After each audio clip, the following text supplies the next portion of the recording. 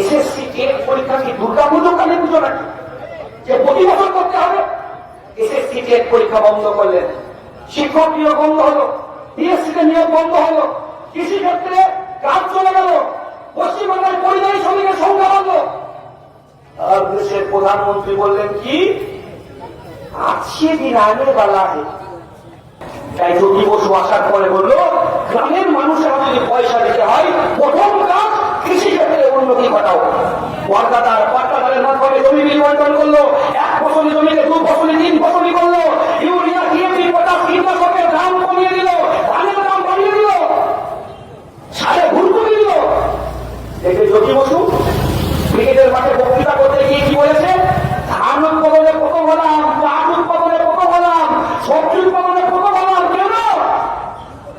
গ্রামে সবজি হবে তবে শহরে আসবে। গ্রামে যখন ধান উৎপাদন বেড়েছে তখন হাজার হাজার রাইস মিল তৈরি হয়েছে। আজকে হাজার হাজার রাইস মিলে হাজার হাজার লাখো লাখো শ্রমিক কাজ পেয়েছে। দিদিমণি আসার পরে ধান উৎপাদন কমলো, কৃষি ফসলের দাম কমলো, ইউরিয়া ডিএপি পটাশের দাম বাড়িয়ে দিল। বামপন সরকারের সময় মাঠে যে বিদ্যুতের দাম ছিল 2 টাকা, তৃণমূল আসার পরে করলো 14 টাকা। বিনা পয়সায় মাঠে জল দেওয়ার জন্য বামপন সরকার কেরোসিন তেল দিত, পুকুর থেকে নদী থেকে জল তোলার জন্য দিদিমণি আসার পরে বললো কেরোসিন তেল রেশনে বন্ধ করে দাও। কেরালার বামপন্থের সরকার 1800 টাকা কুইন্টাল করে ধান কিনছে, 1800 টাকাতেও পশ্চিমবাংলায় ধান বিক্রি হচ্ছে না। কেন? কারণ দিদিমণি চাই বাংলার অর্থনীতি ভেঙে পড়ুক। যখনই দেখবেন ধান উৎপাদন বন্ধ হলো, রাইস মিলগুলো বন্ধ হয়ে গেল, আর রাইস মিল থেকে অনুব্রতর চোরাই গাড়ি বেরোতে শুরু করলো, যে রাইস মিল থেকে হাজার হাজার মেট্রিক টন চাল বেরোতো। আলু উৎপাদন বাড়লো, সবজি বাড়লো, হাজার হাজার হিমঘর তৈরি হলো, হিমঘরে লাখো লাখো বেকাররা কাজ পেল। যখন পাট উৎপাদনে পশ্চিমবাংলায় এগিয়ে গেলাম, হাজার হাজার শ্রমিক জুট মিলে কাজ করতে লাগলো। একদম উত্তর 24 পরগনা থেকে নদিয়া, হুগলি, হাওড়া, মুর্শিদাবাদ চলে যান, শয়ে শয়ে জুট মিল তৈরি হলো। আর জুট মিলে লাখো লাখো বেকাররা কাজ পেল। দিদিমণি আসার পরে জুট মিল গুলো বসে যাচ্ছে, জুট মিল বন্ধ হয়ে যাচ্ছে, শ্রমিকদেরকে ছাঁটাই করে দেওয়া হয়েছে। যে জুট মিলে 22,000-23,000 শ্রমিক কাজ করতো, সেই জুট মিলে আজকে মাত্র 5,000-4,000 শ্রমিক, তাও ঠিকা শ্রমিক কাজ করছে, কাজ পাচ্ছে না। তাদের ক্রাইসিস হয়ে যাচ্ছে।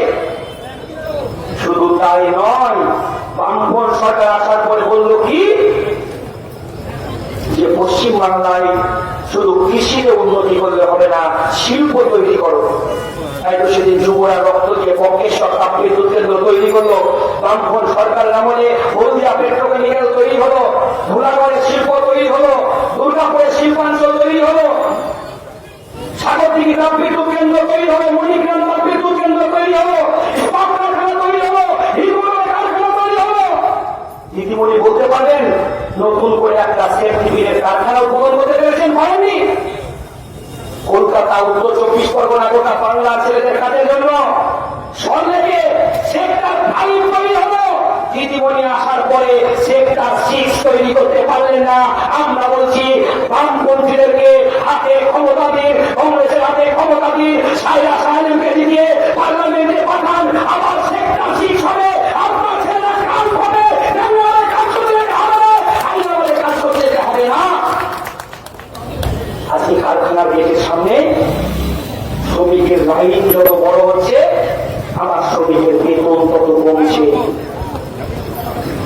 কারখানার গেটের সামনে আমার মারা, আমার বাবারা টিফিন বক্সে খাবার নিয়ে যত খাচ্ছে, পশ্চিমবাংলায় খাবার যত কমছে, বেলা যত বাড়ছে, শ্রমিকের কতরের মূল্য তত কমছে।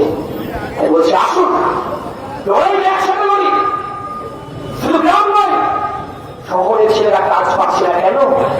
দিদিমণি আসার পরে বললেন এসএসসি টেট পরীক্ষা কি দুর্গা পুজো কালী পুজো নাকি যে প্রতি বছর করতে হবে? এসএসসি টেট পরীক্ষা বন্ধ করলেন, শিক্ষক নিয়োগ বন্ধ হলো, বিএসসিতে নিয়োগ বন্ধ হলো, কৃষি ক্ষেত্রে কাজ চলে গেল, পশ্চিমবঙ্গের